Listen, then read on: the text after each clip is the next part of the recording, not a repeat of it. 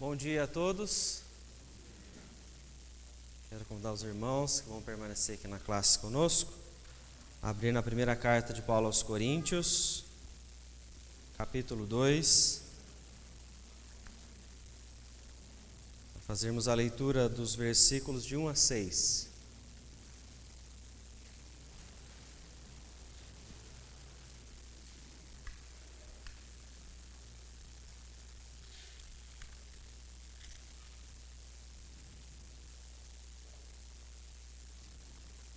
Primeira carta de Paulo aos Coríntios, capítulo 2, dos versículos de 1 a 6, diz o seguinte, a palavra do Senhor: Eu, irmãos, quando fui ter convosco, anunciando-vos o testemunho de Deus, não o fiz com ostentação de linguagem ou de sabedoria, porque decidi nada saber entre vós, senão a Jesus Cristo e este crucificado. E foi em fraqueza, temor e grande tremor que eu estive entre vós. A minha palavra e a minha pregação não consistiram em linguagem persuasiva de sabedoria, mas em demonstração do Espírito e de poder, para que a vossa fé não se apoiasse em sabedoria humana, e sim no poder de Deus.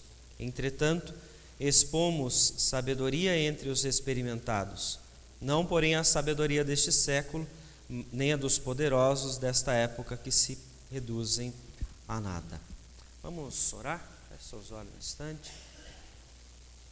Querido Deus, é em nome de Jesus que nós nos colocamos perante o Senhor para agradecer pela liberdade que temos para ler a Tua palavra, de vir à Tua casa.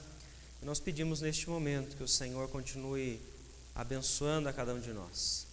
Que o Senhor ilumine a nossa mente para podermos entender a Tua palavra nesta manhã. Que o Senhor Deus direcione os nossos pensamentos para que através deste estudo que iremos fazer, sejamos fortalecidos para continuar firmes no Senhor, no Teu caminho e assim agradando a Ti em todos os momentos. Em nome de Jesus, que nós oramos e desde já nós agradecemos ao Senhor. Amém, Senhor. Irmãos, hoje nós vamos pensar sobre um detalhe que talvez muitos de vocês já tenham vivido ao longo da caminhada cristã. É onde nós podemos, então, encontrar uma ligação da nossa fé com a nossa razão. Se é que é possível nós racionalizarmos a nossa própria fé. Quando nós olhamos a própria palavra, nós vemos desde o início, desde Gênesis 3, a partir da queda, que existe então a corrupção de todo o ser humano, de todas as nossas áreas. Não existe então uma área sequer que você possa dizer que você não tem ela corrompida pelo pecado. A imagem que nós tínhamos, conforme o Senhor havia nos criado, ela foi então totalmente deturpada. Isso também atinge as nossas mentes, como nós pensamos, como nós criamos o nosso raciocínio, ou o que nós pensamos e como nós concluímos os assuntos que nós precisamos então entender para direcionar toda a nossa vida. Por isso nós observamos a palavra nos ensinar que nós aprendemos a verdade de Deus através da revelação do Senhor. Nós não temos capacidade mais para nós então entendermos quem é Deus, para nós então nos relacionarmos com Ele. Precisamos que o Senhor revele a nós a sua vontade para nós então entendermos. E é assim que nós recebemos a fé. É o Senhor quem nos concede, é o Senhor quem nos ensina, é o Senhor quem nos direciona para a nossa vida cristã. E quando nós pensamos então nisso, é Deus quem nos proporciona esse entendimento, porque a nossa razão, a nossa mente está corrompida. Nós podemos então entrar em uma vertente ao entender então que a vida cristã, ela vem de tudo aquilo que Deus nos concede. E se Deus nos concede, eu não tenho porquê de questionar. Eu não sei se em algum momento da sua vida, no seu relacionamento com Deus, você já questionou a sua própria fé? Você já parou para se perguntar por que é que você acredita no que você acredita? Se você acredita em Jesus, se em algum momento você parou e perguntou assim, por que eu acredito em Jesus e não em outro? Porque em alguns momentos da nossa vida nós pensamos, não tenho direito de questionar. Eu não tenho direito de duvidar, porque eu creio. E a fé para mim é suficiente para direcionar. E aí é um problema que nós vemos então surgir já desde muito tempo atrás. Alguns teólogos, filósofos se levantaram para defender essa linha de raciocínio. Um deles é Tertuliano, que nasceu por volta de 150, 155 depois de Cristo. Nós vemos que este homem, ele começou então a estudar. Ele era um excelente advogado para a sua época, e ele advogava em sua cidade de Cartago. Quando ele chega aos 40 anos, ele se converte.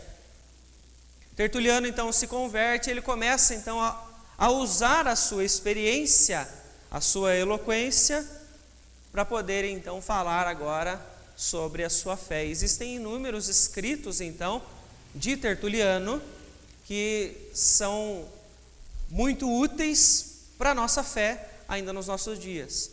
Mas existe então uma questão que Tertuliano levantava por causa do tempo que ele vivia, que é a seguinte: o que Atenas tem a ver com Jerusalém?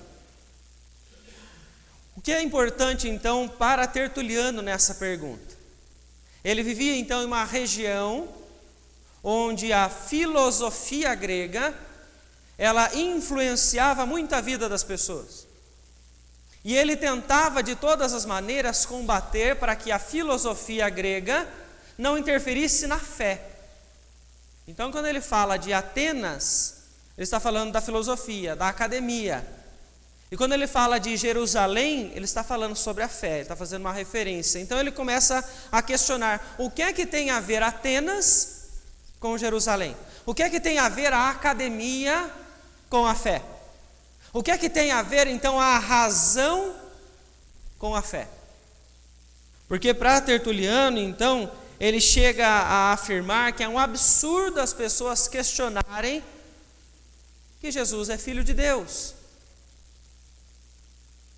Mas isso então ele não faz para que as pessoas se deixem levar por qualquer tipo de raciocínio, mas apenas para afirmar que existem algumas doutrinas que a nossa mente, corrompida pelo pecado, não vai ser capaz de compreender com toda clareza. O problema disso é nós então pensarmos: bom, eu não posso questionar a minha fé, eu não posso questionar o que eu acredito, eu não posso questionar por que a Bíblia diz que Jesus é filho de Deus, porque eu preciso apenas crer. E essa é uma linha de raciocínio que nós podemos então cair ao dizer então que tudo que está relacionado à fé, basta apenas você acreditar. E aí você tem outros que seguem essa linha de raciocínio. Um deles é Anselmo de Cantuária, quando ele diz: eu não procuro entender para que eu possa crer, mas eu creio para que eu possa entender. Eu não procuro entender para que eu possa crer. Olha só, então para que ele pudesse ter fé, ele abandonava qualquer tipo de busca no intelecto, tentar compreender aquilo que estava acontecendo. E aí eu fico me perguntando sobre a nossa vida cristã, como é que ela se construiu? Se nós formos nesta linha de raciocínio, ao pensar que realmente para eu viver com Deus, eu não preciso pensar, eu não preciso raciocinar, como é que nós chegamos onde nós chegamos? Na nossa caminhada cristã. Porque se o raciocínio não faz parte do desenvolvimento da sua fé, no que é que a sua fé está baseada? Como é que ela se construiu? Como é que ela chegou até aqui? Se alguém te perguntasse hoje, o que é suficiente para que alguém te convença hoje de que o cristianismo é falso, qual seria a sua resposta? O que é suficiente de alguém chegar para você e dizer, para você então entender que o cristianismo não é uma religião verdadeira, mas sim uma religião falsa? Porque você vai se encontrar com pessoas, na sua família, na rua, no trabalho, que aos quais você vai tentar evangelizar, vai falar sobre Jesus, e elas podem colocar alguns argumentos. Alguns argumentos aos quais ela tenta te convencer de que o cristianismo que você vive, a fé que você vive, ela é falsa. Ela não existe. Então, se você for parar para pensar, quais são os argumentos que alguém pode trazer que são suficientes para você dizer que o cristianismo é falso, você automaticamente já me mostra, pelo raciocínio que você está tentando construir, o que direciona a sua vida. O que é que direciona a sua construção de pensamento? Porque a sua fé, ela não surgiu do nada, né? Assim, sem você parar para você entender, né? Romanos capítulo 10, Paulo já nos diz então que é preciso crer e confessar, né? Aquele que crê e confessa com os lábios, esse então será salvo. Mas para você fazer isso é porque você está entendendo alguma coisa. Talvez isso não seja claro para você hoje, mas existe um raciocínio por trás de tudo aquilo que você está vivendo. Então, se a sua vida hoje, ela não é direcionada pelas suas vontades, pelas suas ideias, mas pela palavra de Deus, não existe argumento que as pessoas possam levantar hoje que te convençam que o cristianismo é uma religião falsa. Porque você tem uma base para você então afirmar isso. Você criou algo em você que te direciona, que te firma muito bem, que faz com que você então saiba qual é o caminho que você está trilhando.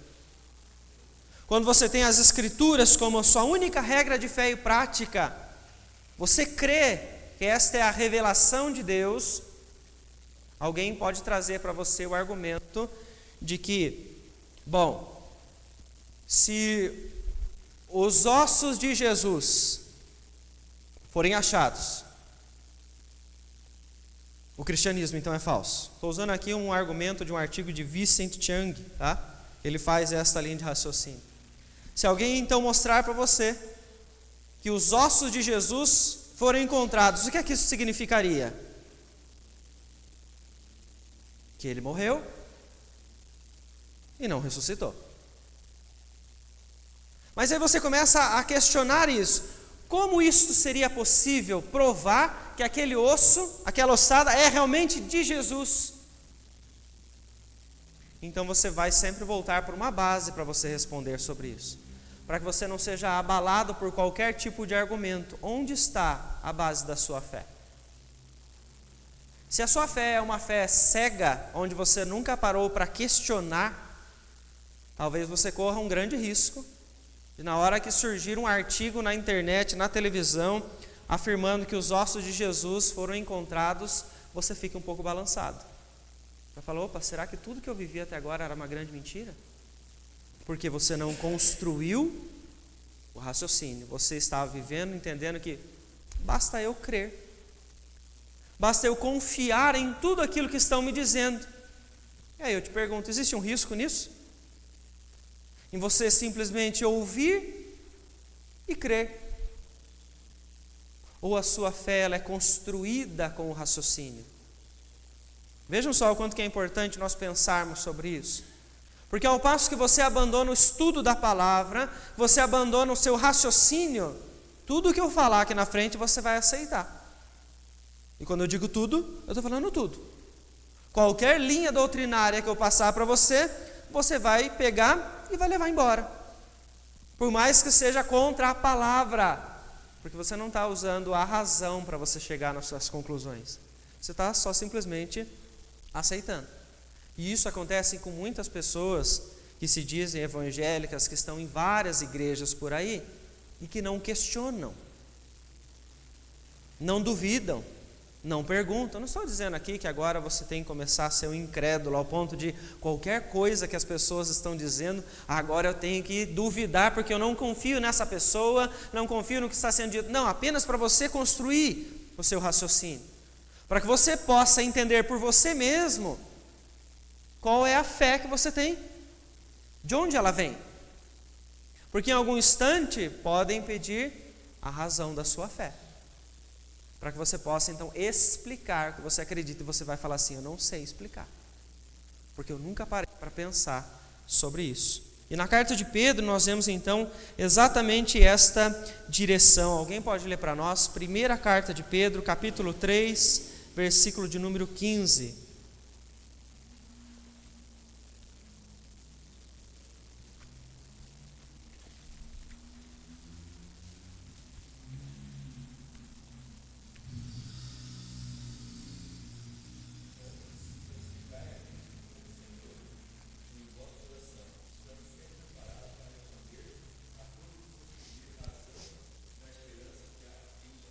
Isso, então ele está falando, nós temos que estar preparados para explicar, dar a razão da nossa fé para as pessoas. Ou seja, qual é o raciocínio que nós temos que nos leva a crer? Qual é o raciocínio que você tem que faz com que você todos os domingos acorde pela manhã e venha à igreja para estudar mais da palavra de Deus? Qual é o raciocínio que você tem para que ao longo da sua semana você abra a sua Bíblia para você aprender cada vez mais? Existe um porquê de tudo isso.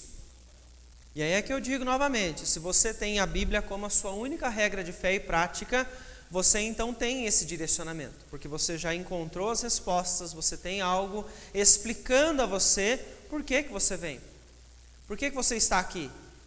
Por que você se tornou membro de uma igreja? Por que isso é importante para você? Por que você lê a Bíblia todos os dias? Então há um porquê atrás disso. Quando eu não questiono, eu não uso a minha razão, eu tenho grandes chances então de ser alguém que tem uma fé que está enfraquecida. Porque a qualquer vento de doutrina que passe perto de você, facilmente eles te levam porque você não os questiona. Então nós temos que olhar pelas Escrituras, conforme Pedro inclusive nos diz, que a razão e a fé, elas não são opostas, muito pelo contrário. Eu tenho um livro de John Stott que diz que crer é também pensar. Ou seja, para você crer, você vai precisar raciocinar, você vai precisar então entender, né? Se você vem aqui, se nesta aula até agora, se você não conseguiu entender, você talvez saia daqui sem acreditar em nada do que está sendo dito. Você precisa entender o que está sendo falado, entender o que os textos dizem, para que você possa ser fortalecido. E a palavra vem nos mostrar, então, no texto que nós fizemos leitura, na carta de Paulo aos Coríntios, o quanto que eles estavam, então, preocupados com o uso da razão no seu tempo, por causa da influência da filosofia. Então você tinha muitos filósofos, aqueles acadêmicos que estavam tentando usar os argumentos para convencer as pessoas do seu tempo. E filosofia se faz com perguntas e respostas, né? Você pega um filósofo, ele está aí divagando nos seus pensamentos, ele tem perguntas, ele tem dúvidas, e ele está tentando responder. Então os filósofos da época de Paulo, como você vê na carta aos Coríntios, eles tentavam fazer isso. Você tem ali os gentios tentando então responder às questões da vida. E aí você pega então a primeira carta, antes do capítulo 2, no capítulo 1, versículo 18 ao 23. Alguém pode ler para nós, por favor, para ver como que Paulo está então direcionando a igreja. Primeira carta aos Coríntios, capítulo 1, do 18 ao 23.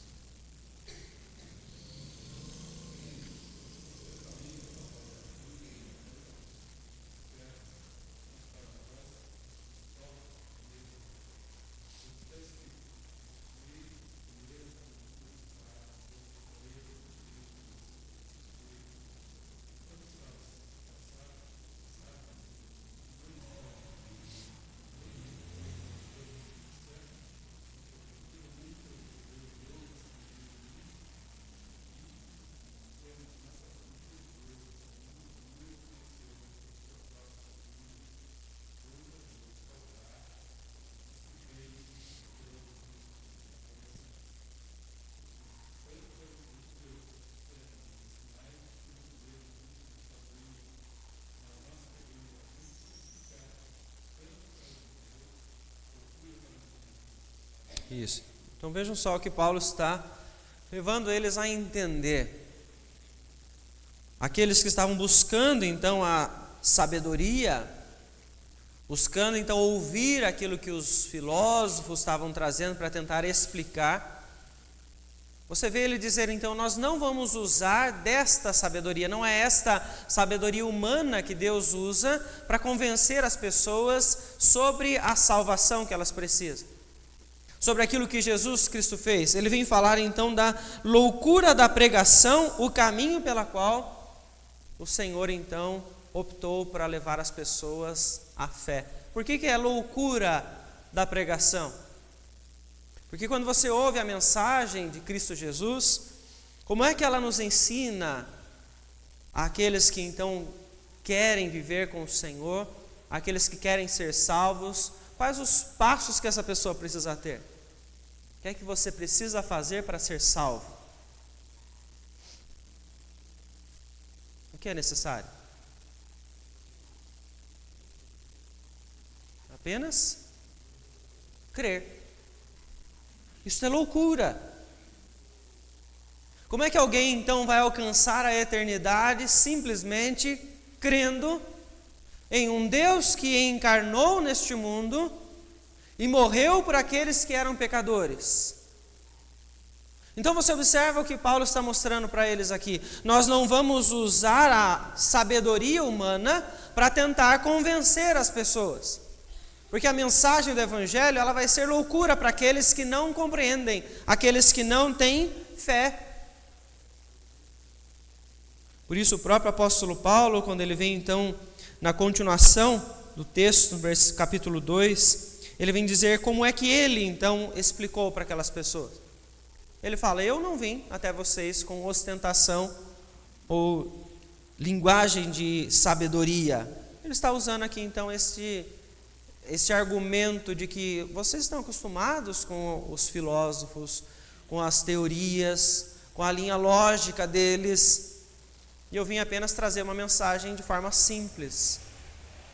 E Paulo então, não usando esta capacidade que ele tinha, eloquência, ele pregou o Evangelho em Corinto e as pessoas se converteram, foram transformadas pelo poder de Deus. E aí então o que ele vem dizer, né? Para nós é poder de Deus esta mensagem, para os outros é um escândalo, para outros é loucura, porque você talvez não encontre tanta lógica em dizer, como é que um Deus poderoso morre no meu lugar, sendo que ele não tem falha alguma? A graça para aqueles que não têm fé é loucura. É isso que Paulo está dizendo. A igreja de Corinto ela foi construída então com base na fé que o Senhor concedeu por uma pregação simples. E aí quando você começa a olhar então essa linha de raciocínio de Paulo, você começa a ver, mas Paulo é a favor ou não da razão então? Porque a impressão que dá é que Paulo está dizendo, vamos deixar de lado toda a sabedoria, vamos deixar de lado toda a razão. Você não precisa então dessa filosofia dos gregos, você não precisa de perguntas e respostas, uma coisa simples é suficiente para você crer. Paulo está lembrando aqui que para você crer precisa apenas da mensagem do Evangelho, mas em nenhum momento ele deixa a linha lógica ou o raciocínio de lado para que as pessoas então possam servir ao Senhor. Alguém pode ler para nós 1 Coríntios capítulo 15, dos versículos 13 ao 18, por favor?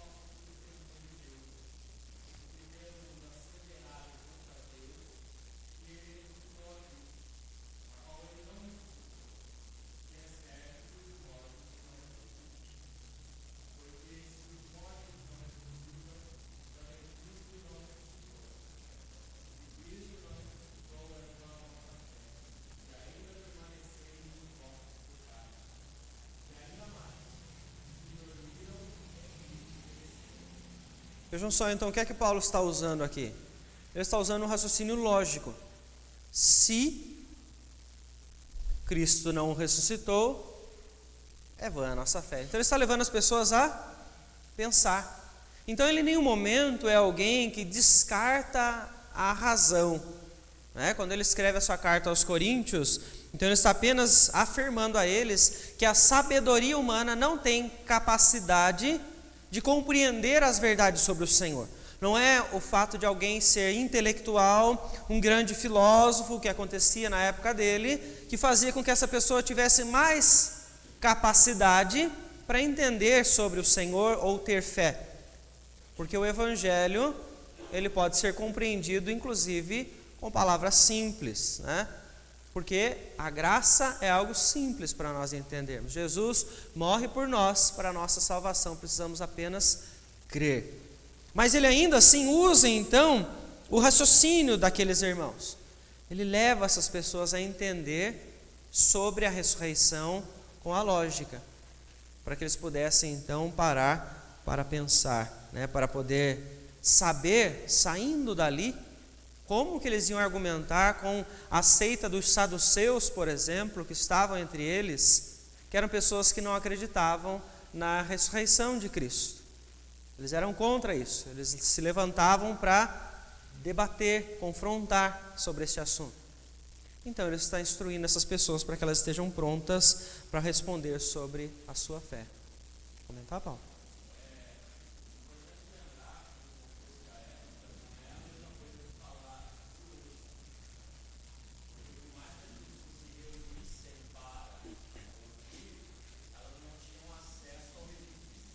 Sim.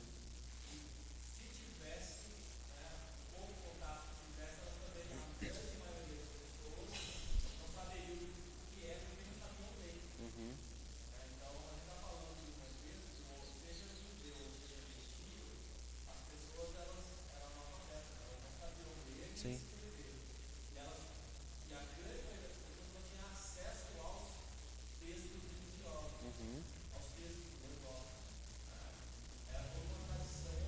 Certo.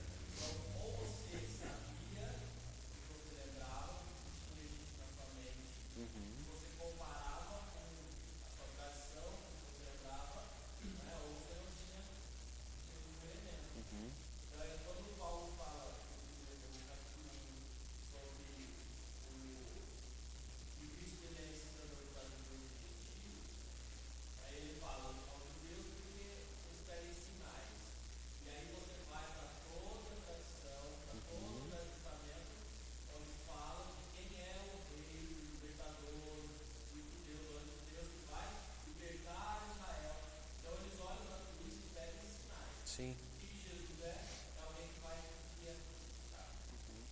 Contra toda essa lógica que eles criaram,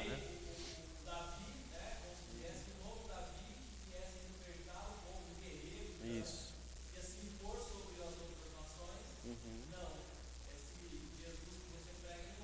Sim.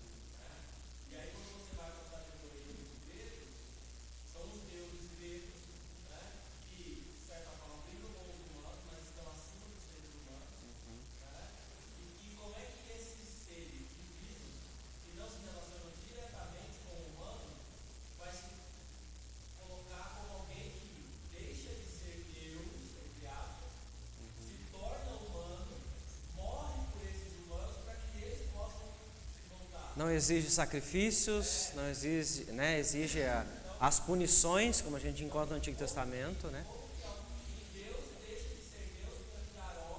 Sim. Se torna loucura,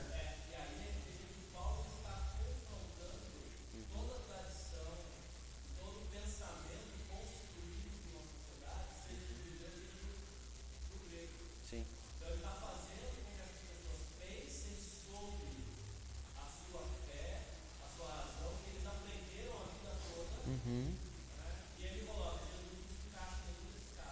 Sim.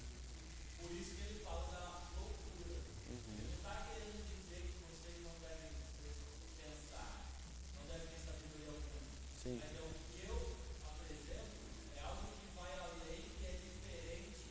Daquilo que vocês já estão vivendo. Sim.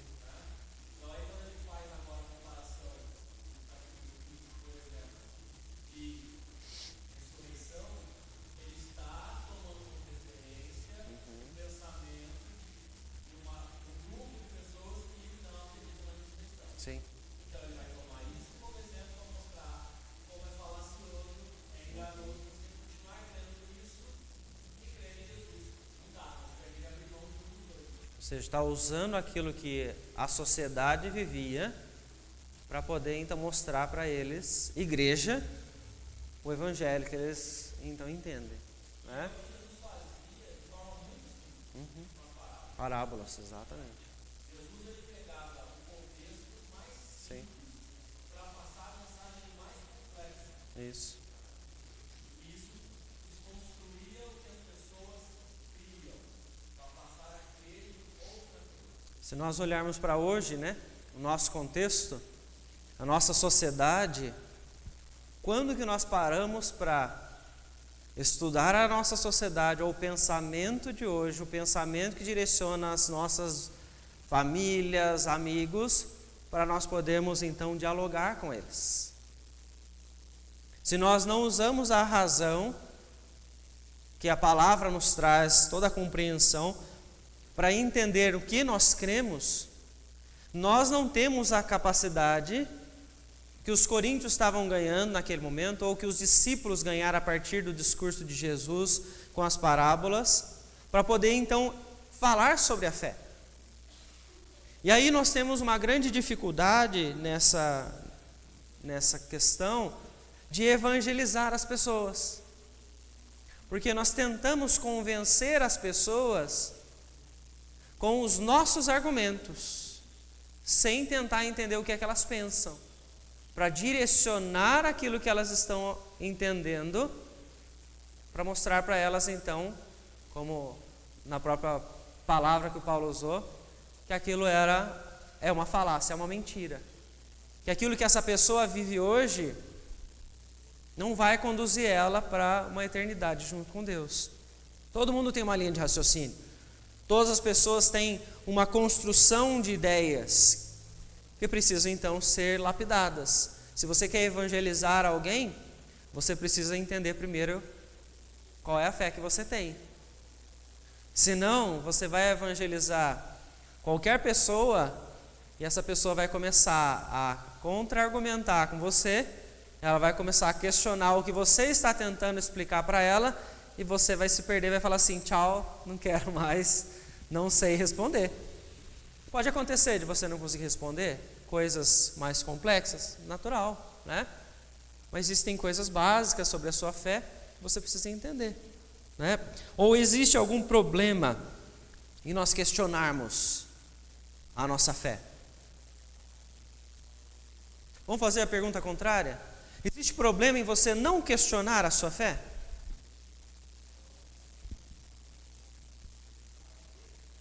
Se você até hoje não questionou a sua fé, existe problema nisso? Se você é alguém que nunca questionou, você tem uma fé cega. Você não sabe para onde você vai. Como eu falei, você só está recebendo informações. Nós estamos aqui trabalhando o assunto sobre teologia, né? Você não fez teologia em nenhum momento. Você só armazenou, você só guardou, você só decorou, você nunca parou para pensar. Por que Jesus é Deus? Né? Volta naquelas perguntas de criança, né? Papai, para onde é que a gente vai quando a gente morre? Perguntas que as crianças fazem, mas são questionamentos que vão nos fazer então encontrar uma conclusão sobre o que nós cremos. Você crê na ressurreição? Por que você crê? O que vai acontecer com você depois da morte? Questões que nós precisamos saber responder. Você vai evangelizar alguém, vai falar para ele sobre vida eterna, ele vai te perguntar: mas o que é que vai acontecer então? Para onde eu vou? Onde é que eu fico depois que eu morro? Todo mundo quer saber isso. E a palavra responde isso. Se você começa então a pensar, a pessoa começa a te questionar, ela diz assim: não, mas é porque eu ouvi falar que as pessoas dormem. Elas estão dormindo depois que elas morrem. E aí você vai olhar um texto da palavra, você vai encontrar o apóstolo Paulo usando a expressão dormem. Daí você vai ser convencido por aquela pessoa de que quem morreu realmente está dormindo, inconsciente, e que ela está esperando simplesmente a volta de Jesus para ela despertar e ela voltar. Você crê nisso? Essa doutrina se chama sono da alma. Você crê nisso? Que as pessoas que morreram estão dormindo? Se você crê nisso, olha só, você tem um pé dentro do adventismo. Porque a igreja presbiteriana não crê nisso. O que nós cremos? Você vai para a parábola que Jesus conta sobre o rico e o Lázaro. Essa é a maior base que nós temos para pensar o que acontece com a pessoa depois da morte. O que acontece com eles? Vocês se lembram?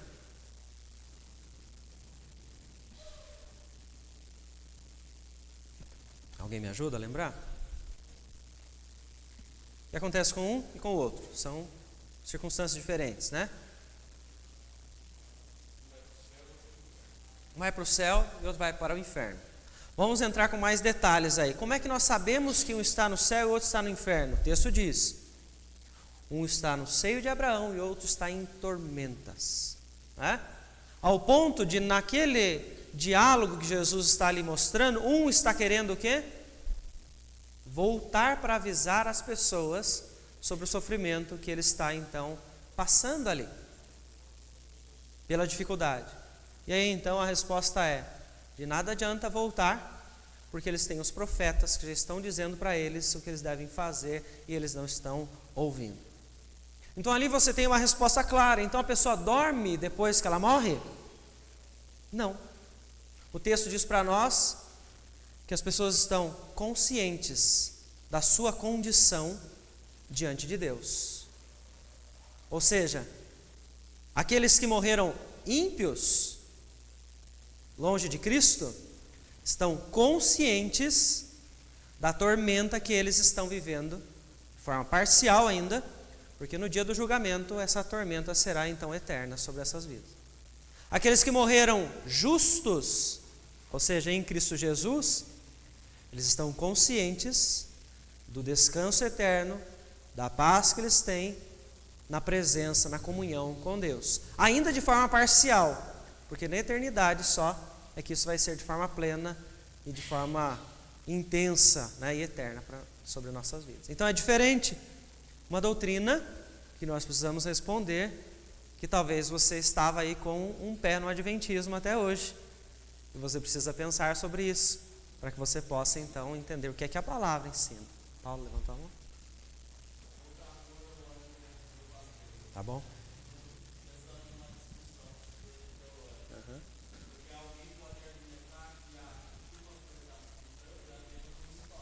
Certo.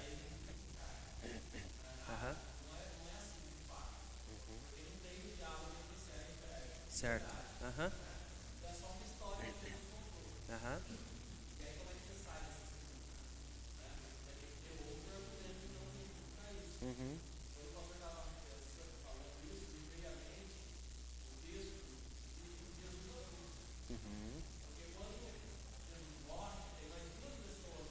Sim.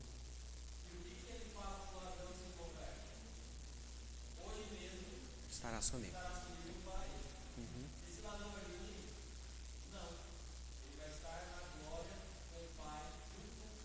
De forma consciente.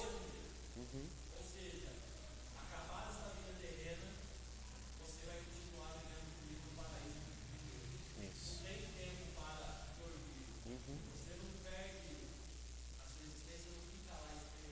Sim.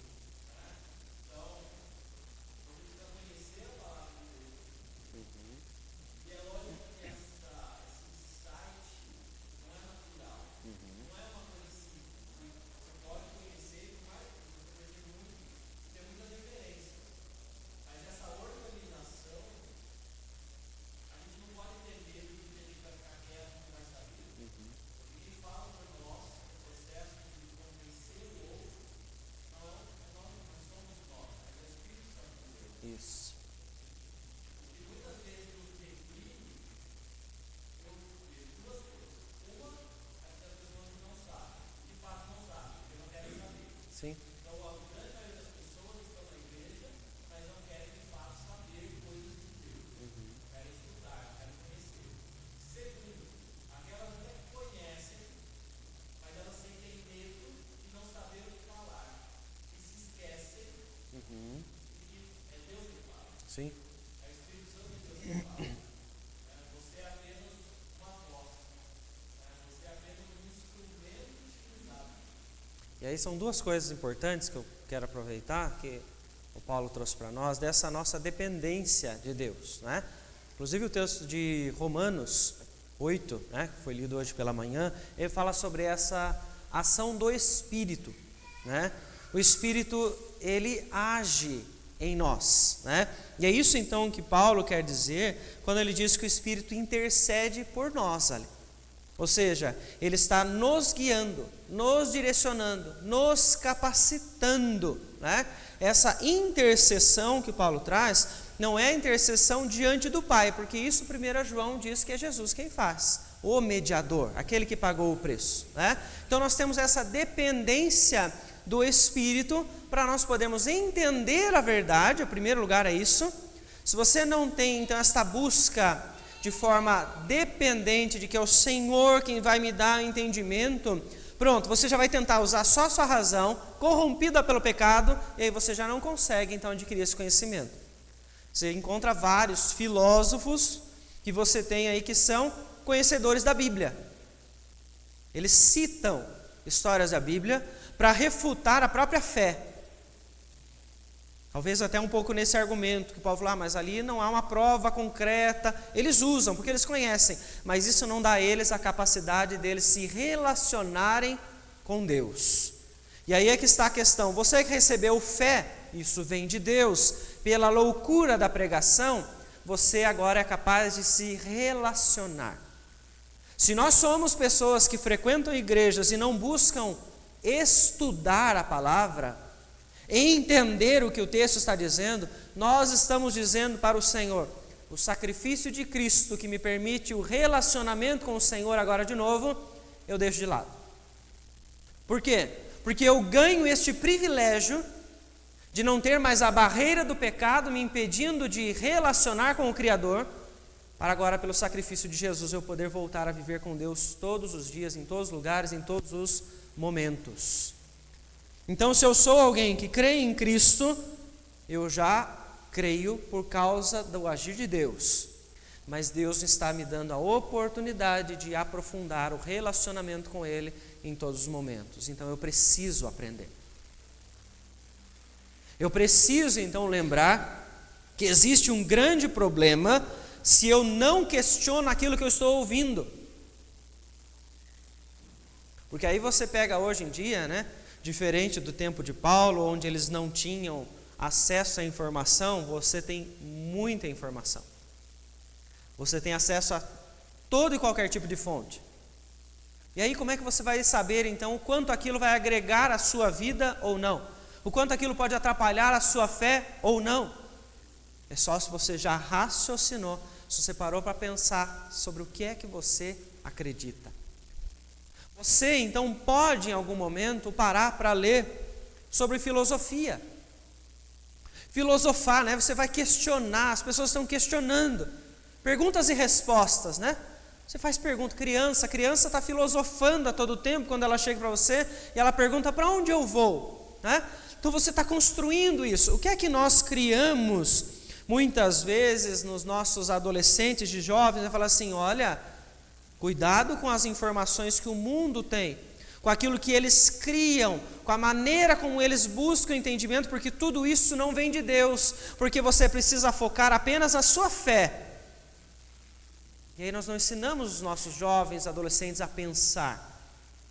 Aí eles chegam na escola, eles encontram um professor que é ateu, que começa a fazer o que com ele? Questionar a fé dele, sem ele perceber. Porque ele está numa ingenuidade onde o mundo não vai questionar, porque a fé dele é suficiente. Crer é suficiente para eu ir para o céu. E é mesmo. Mas para você poder viver e permanecer em Cristo, você precisa entender o que é que você acredita. E aí você vê muitos adolescentes, muitos jovens, que que se afastam da igreja. Por quê? Porque foram convencidos por qualquer outro vento de doutrina que chegou neles. Porque nós falamos para eles: não pensem, não leiam coisas do mundo, não ouçam coisas do mundo para você entender o que é que a sociedade está pensando. Fique apenas com a Bíblia, fique apenas com a sua fé e não saia desta bolha. Isso é um risco. Você encontra jovens que vão para a faculdade e lá eles começam a aprender a pensar de novo. E aí o que acontece? Talvez o diálogo entre os pais e os filhos não foi construído, eles não vão buscar essa direção com os pais, eles não aprenderam a ler a palavra de Deus, não aprenderam a questionar a própria fé para construir o raciocínio. Quem vai direcionar a vida deles? Os amigos, os professores, os filósofos que eles estão conhecendo por aí. E aí você vê jovens saindo da igreja. Nós precisamos lembrar que a fé é o meio de nós nos relacionarmos com Deus. Mas este relacionamento, ele acontece quando você entende. Você só professa sua fé em Cristo Jesus se você entende que Ele pagou o preço por você. Que você é corrupto completamente. Não tem uma área em você que é santa e perfeita. Não, está tudo corrompido pelo pecado. Você precisa de um Deus Todo-Poderoso que venha agir para te salvar. Senão você não consegue ser salvo. Você está condenado. Isso é raciocínio. Talvez é algo que você traga já na sua caminhada cristã desde muito tempo. Porque você aprendeu na infância, você decorou versículos. Isso é importante? Sim, mas você precisa questionar. Nós precisamos então aprender a dialogar com este mundo para nós podermos então ensinar eles sobre a razão da nossa fé. Senão você vai chegar para alguém e vai ter aquele discurso que você já viu alguém dizer: olha fulano, eu sei a vida que você está tendo, se você não sair dela, você vai para o inferno. Você não tentou entender a mente dessa pessoa, por que ela vive assim? O que levou ela a esse tipo de conclusão de que aquilo era suficiente para ela? Alguma coisa na mente dela ensinou ela que aquilo era bom. E você precisa estar pronto para argumentar com ela, para tentar mostrar para ela o Evangelho. Mesmo que seja na sua linguagem, simples. Eu não tenho linguagem acadêmica, não precisa disso. Paulo nos mostra. Mas você precisa entender para você explicar, mesmo de forma simples, em quem você acredita. Então nós precisamos depender do Senhor, porque essa dependência vai nos levar a um relacionamento. Deus então nos permite viver com Ele em todos os tempos, em todos os lugares, em todos os momentos. Talvez você não esteja usufruindo disso. Porque basta para você apenas crer. Então você vem à igreja, recebe e vai embora. Vem à igreja, recebe e vai embora. Você não para em nenhum momento na sua casa para olhar o texto que foi pregado, para ler de novo a aula da escola dominical que foi feita, para você refletir nas perguntas que foram colocadas, para que você possa dizer: não, é isso que eu acredito.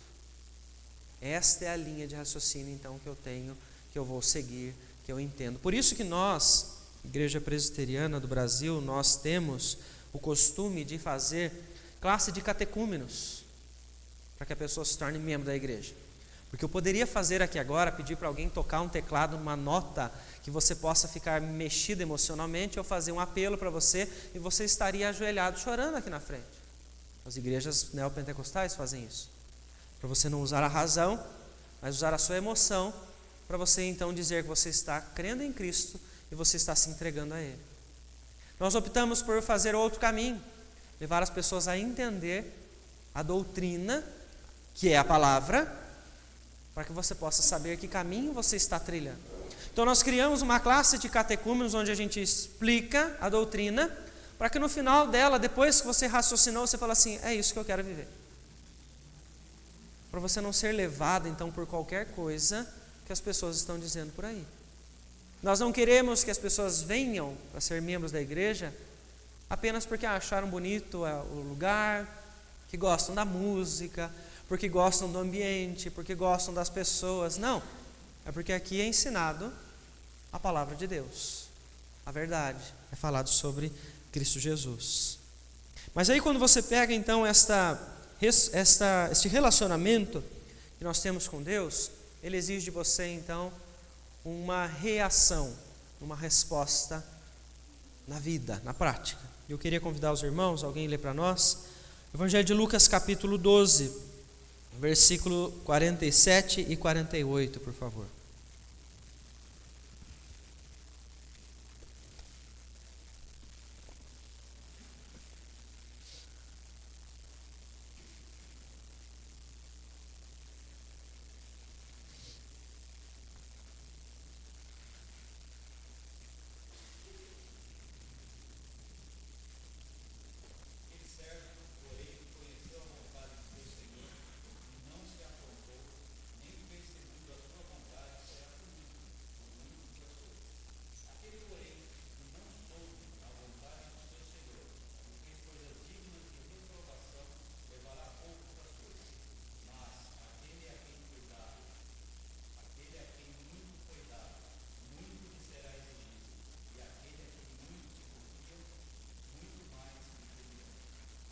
Aqueles, então, que receberam mais, serão cobrados mais.